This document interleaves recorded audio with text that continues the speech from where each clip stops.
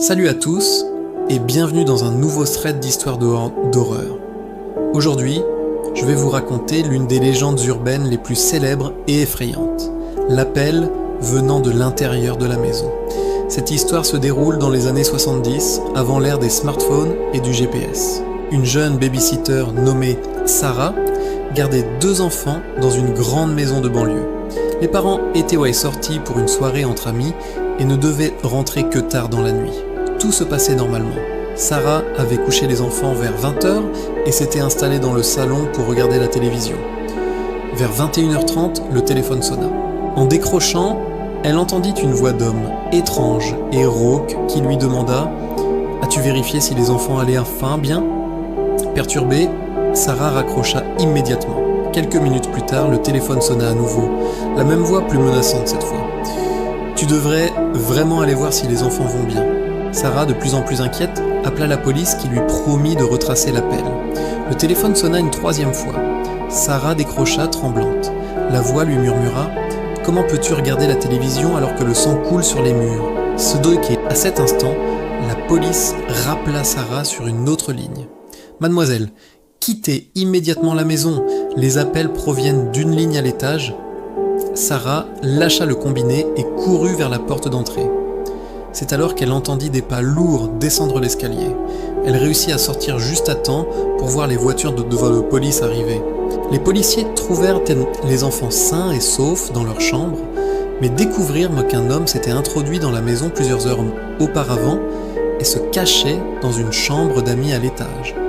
Cette histoire a inspiré de nombreux films d'horreur et continue de hanter l'imaginaire collectif.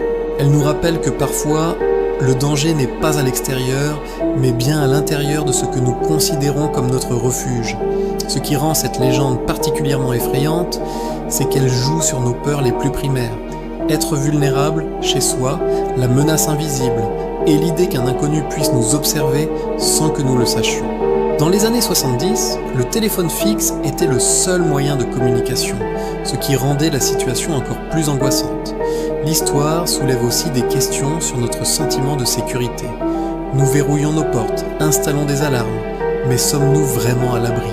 Cette légende urbaine nous rappelle que la vigilance est toujours de mise, même dans les endroits qui nous semblent les plus sûrs. Aujourd'hui, avec la technologie moderne, il serait plus difficile pour un tel scénario de se produire. Les téléphones portables, les systèmes de sécurité connectés et les caméras de surveillance nous offrent une protection supplémentaire.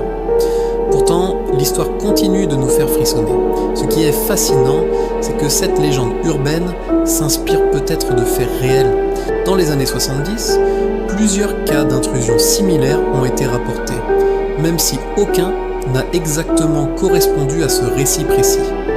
C'est souvent ainsi que naissent les légendes urbaines, un mélange de faits divers, de peurs collectives et d'imagination.